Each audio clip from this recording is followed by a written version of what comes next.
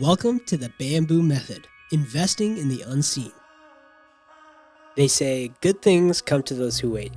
But in today's convenience-driven world, we live in a culture that constantly pulls us towards immediacy. With fast food, 2-day shipping, and overnight success stories, it seems more difficult than ever to stick it out and wait. But the reality is that anything worth building usually takes time. Success doesn't come in an instant. So we're here to ask, what are the things worth putting in the time and investing in, even if we don't see the results for a long time? Today's guest is Marcell Bruski. Hailing from the small town of Ekalaka, Montana, Marcell was 11% of her graduating class. For those of you doing the math at home, she was one of 9. After studying business and communications at Rocky Mountain College, she stepped into the Billings Chamber of Commerce, and then in 2018 moved to Big Sky Economic Development. In her current role at BSED, she leads across business development and communications as the Senior Director of Engagement. In other words, when businesses need to get started, grow, finance, recruit, relocate, or even exit, Marcell is one of those connectors who helps make the next step possible. Marcell, thanks for being here. Yeah, thanks for having me. So great to have you, Marcell, and we're excited to chat a little bit more. I'm curious, on a personal level, what are things or something that you've invested in, it took a lot of time to see any fruit from? Maybe you're seeing that fruit now, or you're still investing and haven't seen it yet. But what is that for you? Yeah, when we were talking earlier offline, when we first talked about this, you mentioned the seed, right? Yeah. That sometimes like this one bamboo doesn't, like it'll be in the ground for a while before anything even happens. Exactly.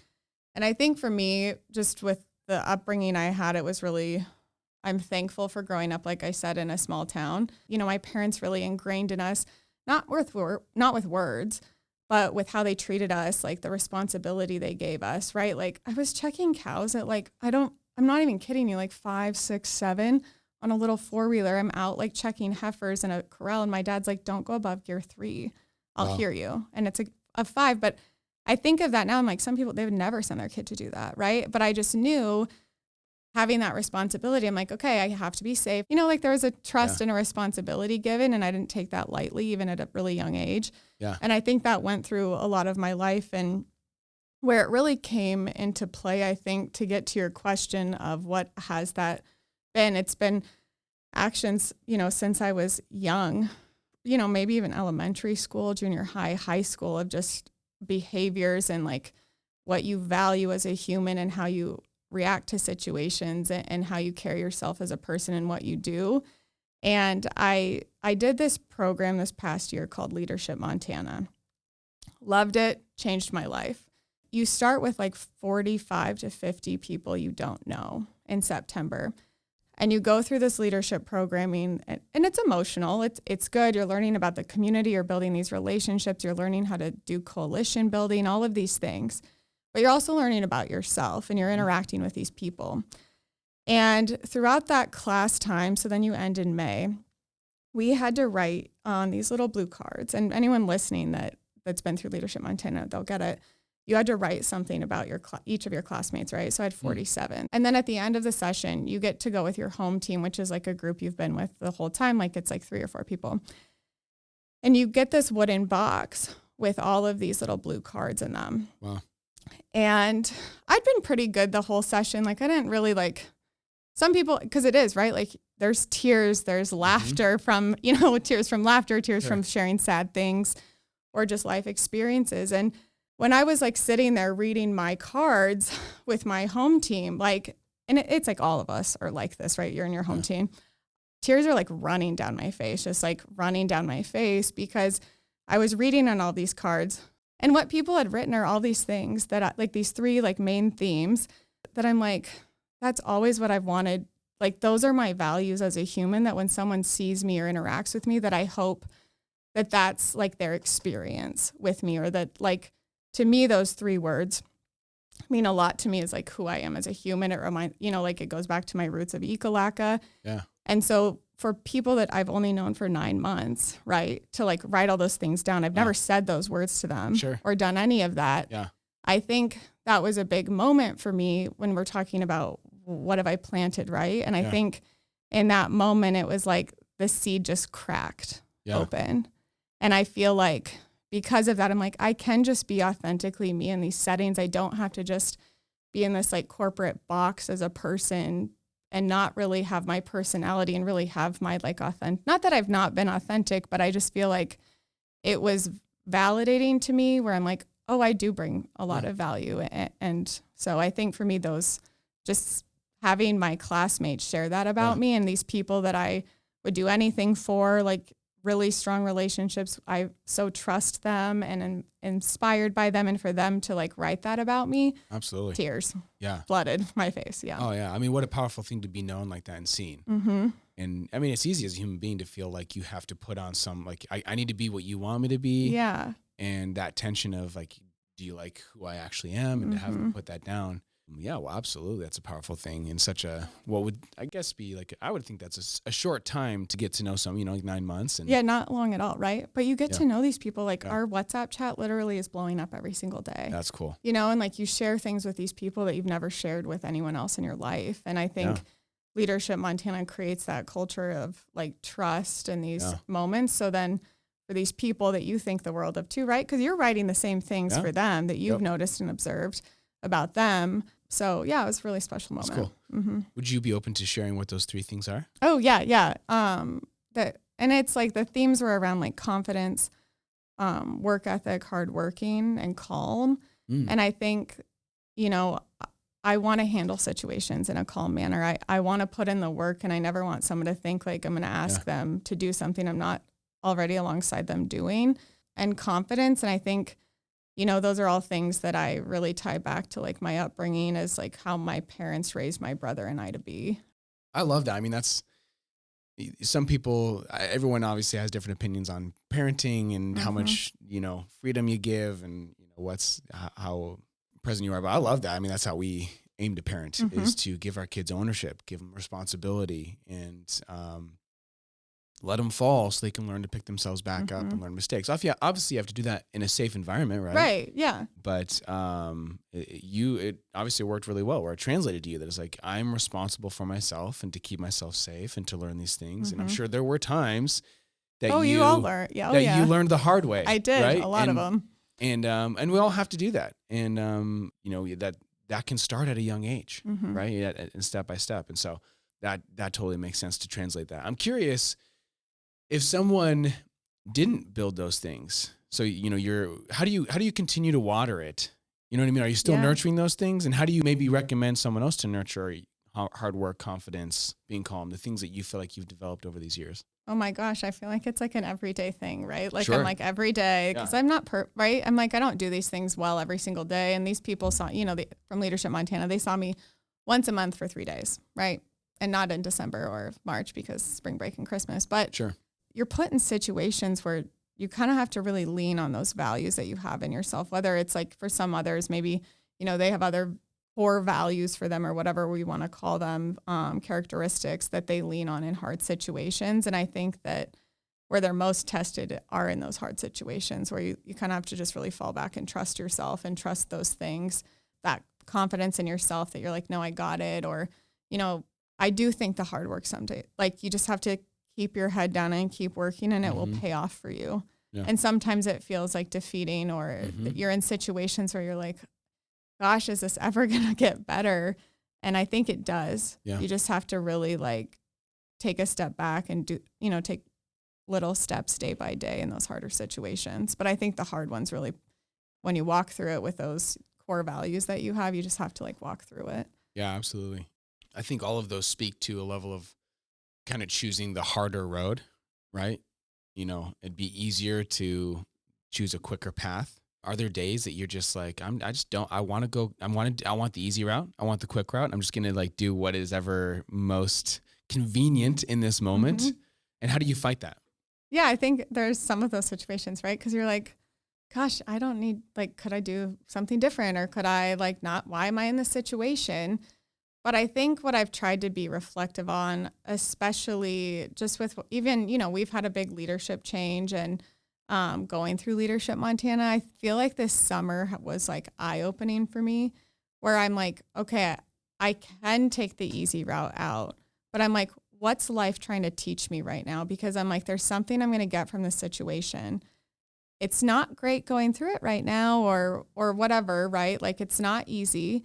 I could just be like, yeah, I'm done or I'm tapping out, right? But I'm like, what's life trying to teach me or the universe or God or whoever? Like, what's the opportunity here that I can learn from so that I assume at some point in my future, this will be a moment I'll look back on and have that lesson that I learned in it. It kind of goes to the failure conversation too, right? If you don't put yourself out there, say yes sometimes or take the leap, what are you going to learn from that? Like you can take the easy route, but I think sometimes that's not where the story gets fun. Yeah. I love the level of like responsibility. You know, Donald Miller, if you're familiar, he's written a lot of books on business. He's got a book called Hero on a Mission. He just talks about the idea that basically you have to, if you want something in life, you got to go get it. You're responsible. Yeah. And the idea like life is not going to coddle you.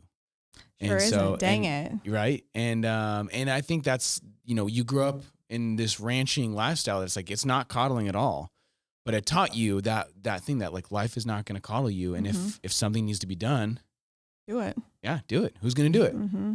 And if I don't do it, then it's not going to get done. Right.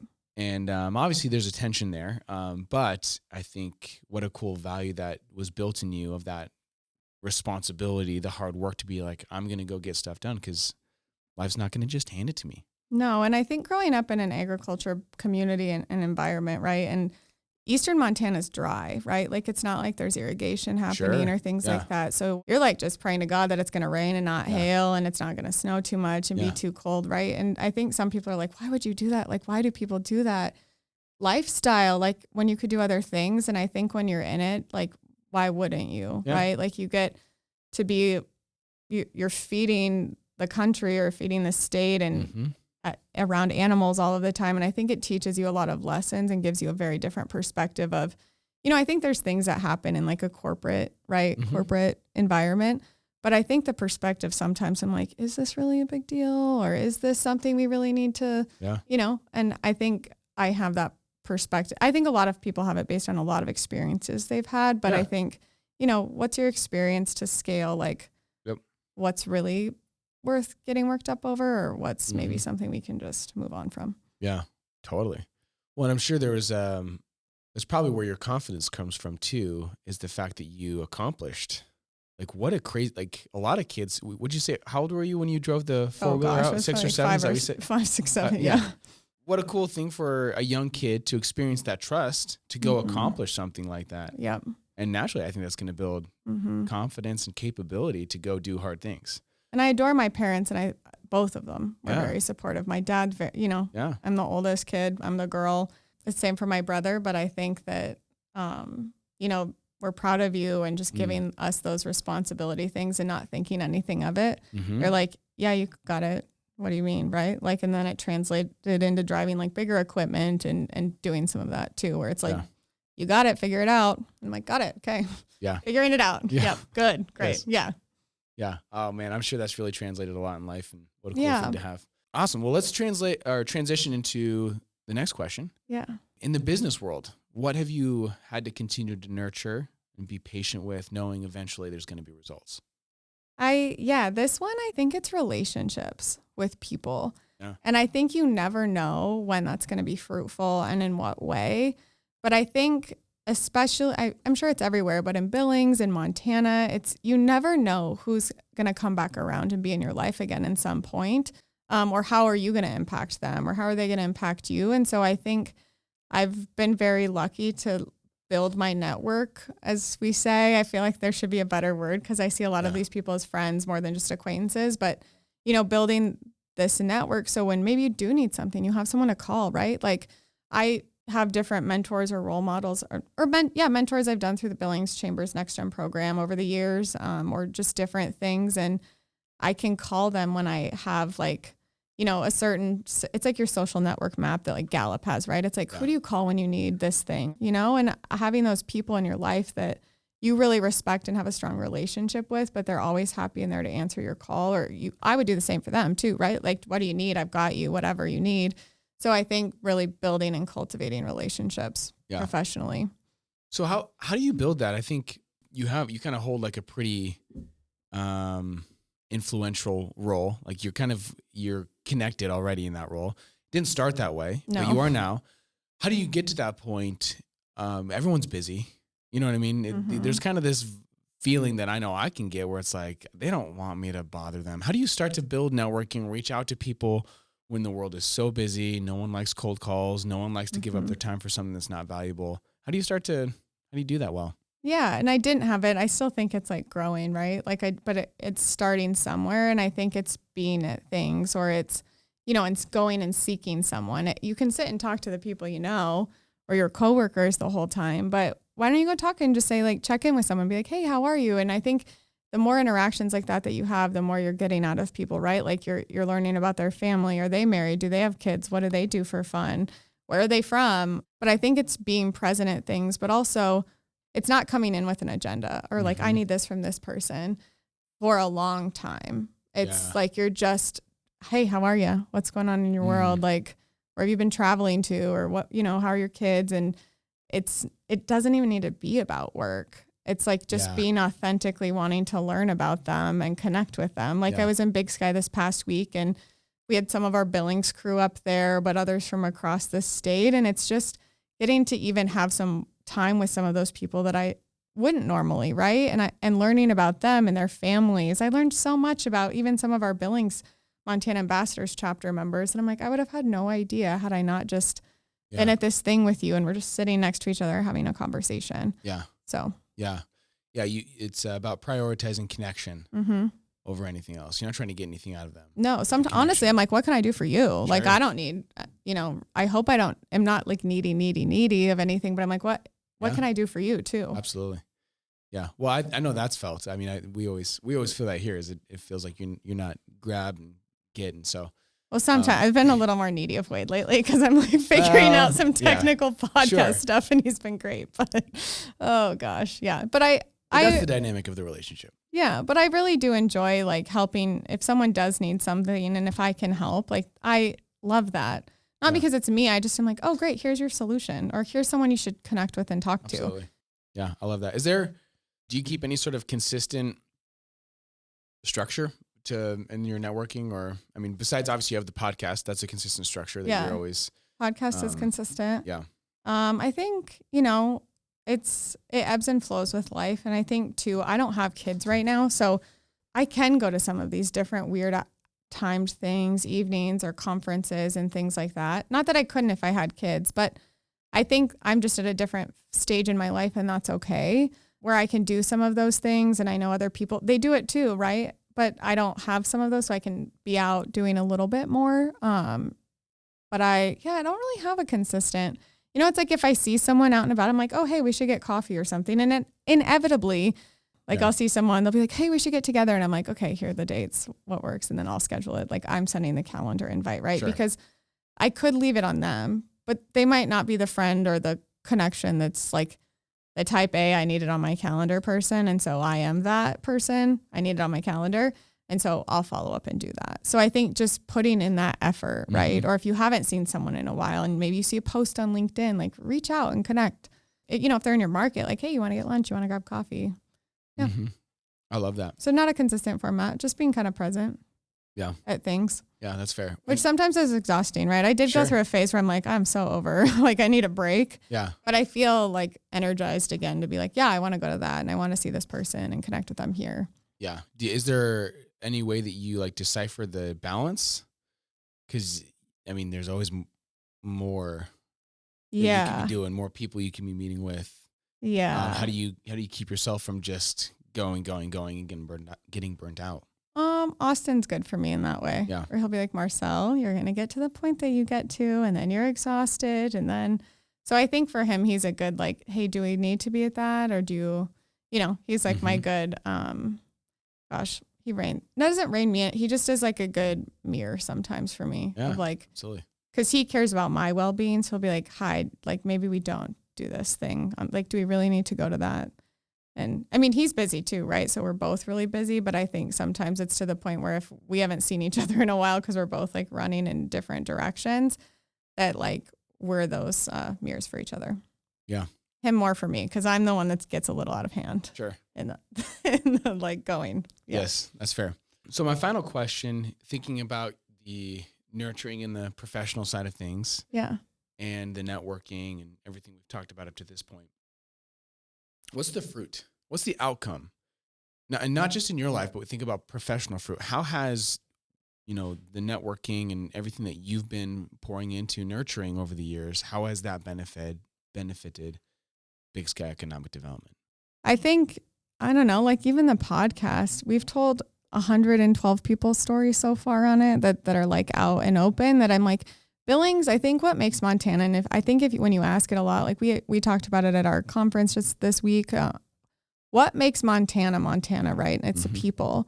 And I think getting to share their stories, I think our business advising team, they're helping businesses, maybe people start their own companies on a daily basis. Like they're doing all of these things. So, making all those little impacts that then makes a big impact for the county, the state, that type of thing. Absolutely. Yeah. And economic development, all the work we do, it is not quick. Sometimes, right? Like you'll have little wins, right? And it's cool and great. But like there's been projects that they're still sitting on a shelf because something big happened and it blocked it and it just hasn't. Yeah. So our aspects of it are getting done, right, in the community. And I think economic development's a long game and it's not ever going to be done because you're always going to continue to need better infrastructure, new site development. Look at the eBird. I think the growth you're seeing between downtown Billings and Metro Park is exciting, and it's not happening fast, right? And maybe we're part of that in a way of maybe we're doing a tax abatement or a brownfields assessment, or like there's a new vet clinic and they've used the SBA 504 loan, but that's going to change one little project, one building by one building. That's going to change that whole corridor again, right? Because probably when it was built, it was cool. It was industrial. It was the hot ticket item. Yep. And then over time that fades, right? But then you redevelop it. So I think economic development, it's like a constant, like when we're talking about quality of life, what's our role in helping maybe support or do something with trail systems or different things within the community, bringing in different projects, being a partner. So economic development's definitely a long game, Absolutely. I think, in the scope of it, but it's exciting, right? Because you're seeing different things come and happen and people connecting and doing different things. Yeah. Yeah. So I'm curious about like the thread between, because you talked about like how relationships, that's what you're nurturing. And I'm curious so you've been nurturing those relationships and usually like just connecting. And that's such a big piece to what Big Sky Economic Development is about, right? It's the people. It's about Billings. It's about who the business owners are. In nurturing that, what have you seen as the fruit? For Big Sky, I think like it's that investment in, like when they invest in us as a member investor, right? Like that's just the way of the world. Like some people in bigger communities, they do pay to play. So their investment ask is a lot bigger.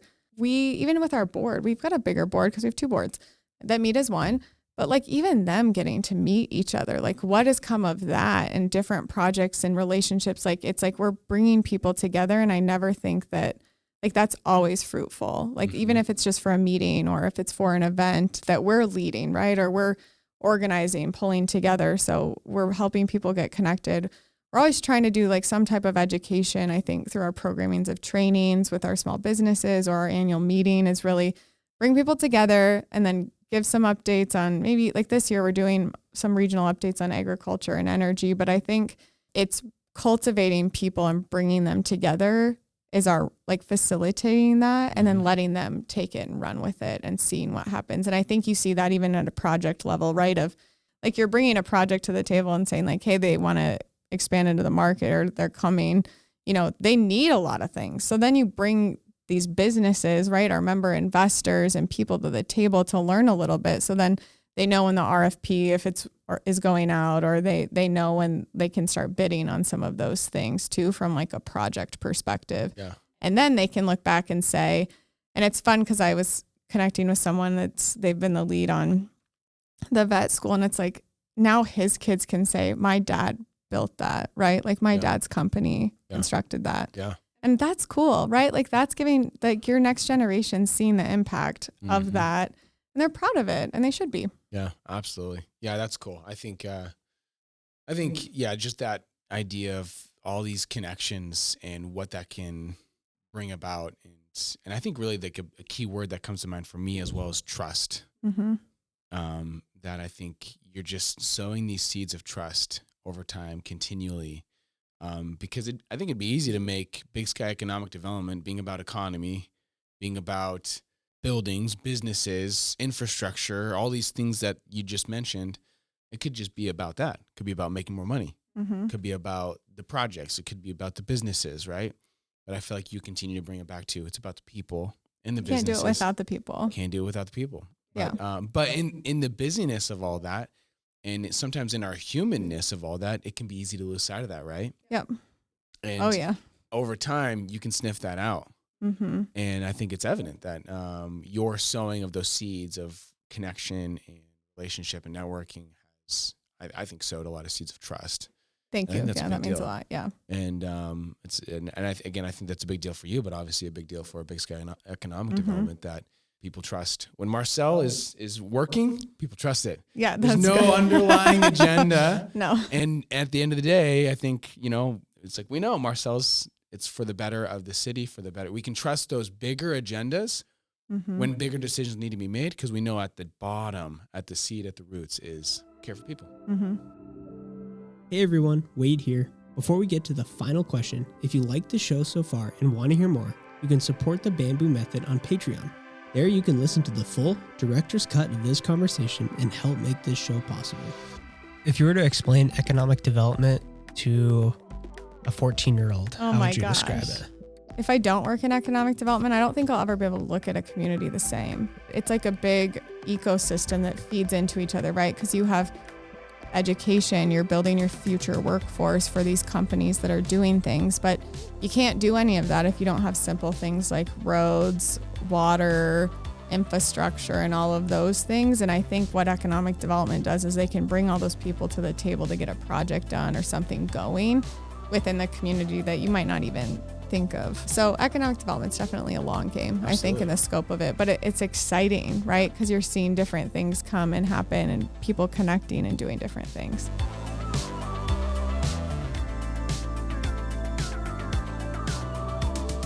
To get to our final question, what are you nurturing that you wish you weren't? What do you need to throw away? What do you need to give up? Yeah, this one, I was sitting with Austin last night and I was like, he's like, what do you need to throw away? And I think he suggested something to me and I was like, what?